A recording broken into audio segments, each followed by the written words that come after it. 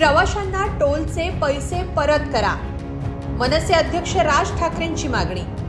Mumbai Pune expressway 32 तास होता ठप्प. टोल वसुलीवरून राज ठाकरेंचा संताप का? मुंबई पुणे द्रुतगती महामार्गावर अभूतपूर्व वाहतूक कोंडीचा सामना करावा लागला. ऐतिहासिक अशा या वाहतूक कोंडीत हा महामार्ग 32 तास ठप्प होता. यावरून मनसे अध्यक्ष राज ठाकरेंनी संताप व्यक्त केलाय. राज ठाकरेंनी खरमरीत पोस्ट लिहित सरकारला जाब विचारलाय. यात राज ठाकरेंनी टोल वसुलीवरून सवाल केले, त्याचवेळी राजकारणावरही टीका करत लक्ष वेधलंय. राज ठाकरेंनी नेमकी काय मागणी केली आहे? या पोस्टमध्ये ठाकरेंनी कोणत्या मुद्द्यांवर भाष्य केलंय? सविस्तर पाहूया या व्हिडिओतून. मंगळवारी 3 फेब्रुवारी रोजी मुंबई पुणे द्रुतगती महामार्गावर प्रचंड वाहतूक कोंडी झाली. आडोशी बोगद्याजवळ ज्वलनशील रसायन वायू वाहून नेणारा टँकर उलटल्यानं वाहतूक पूर्णतः बंद ठेवण्यात आली होती. त्यामुळे तब्बल 30 ते 32 तास महामार्ग ठप्प राहिला.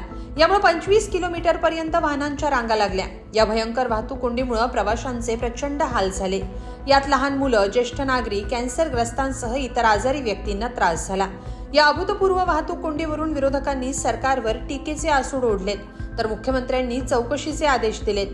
पण मनसे अध्यक्ष राज ठाकरे यांनी एक पोस्ट लिहित प्रवाशांकडून आकारण्यात आलेला टोल सरकारनं परत करावा अशी मागणी केली आहे. पाहूया राज ठाकरेंची पोस्ट नेमकी काय आहे. मुंबई पुणे द्रुतगती मार्ग जवळपास 32 तास ठप्प होता. प्रवाशांचे कमालीचे हाल झाले आणि यानंतर नेहमीप्रमाणे सरकारकडून या प्रकरणाच्या फक्त चौकशीचे आदेश देण्यात आले. या आणि अशा अनेक घटनांच्या अनेक चौकशा होतात. पुढे त्यातून काही बोध सरकार प्रशासन घेतं का, हा प्रश्न आहे. पुढे राज ठाकरेंनी काही सवाल केले. पाहूया ते काय म्हणाले.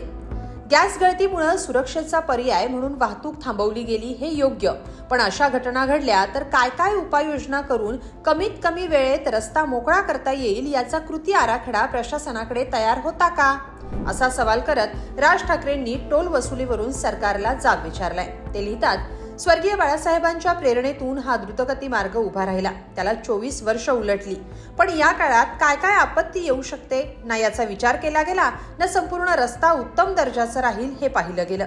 मधल्या काळात एकच गोष्ट तत्परतेनं केली गेली, ती म्हणजे टोल वसुली.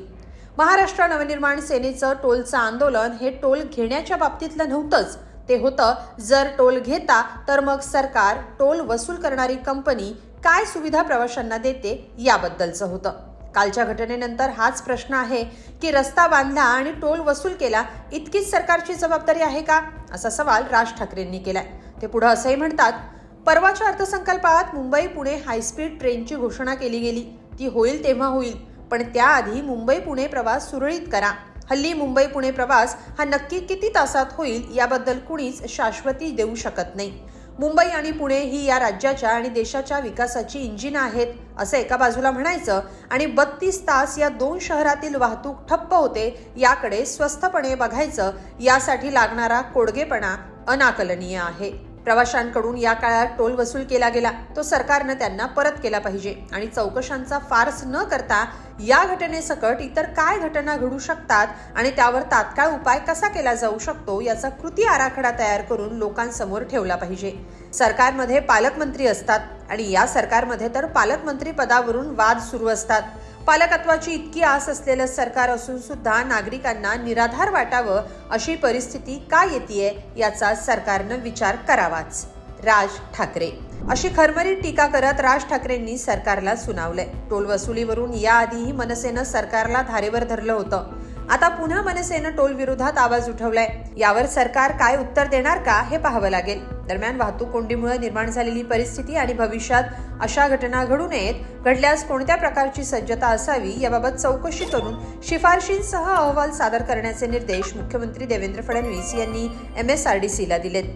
या सगळ्याबाबत तुम्हाला काय वाटतं? कमेंटमध्ये नक्की लिहा आणि lokmat.com ला सबस्क्राईब करा. धन्यवाद.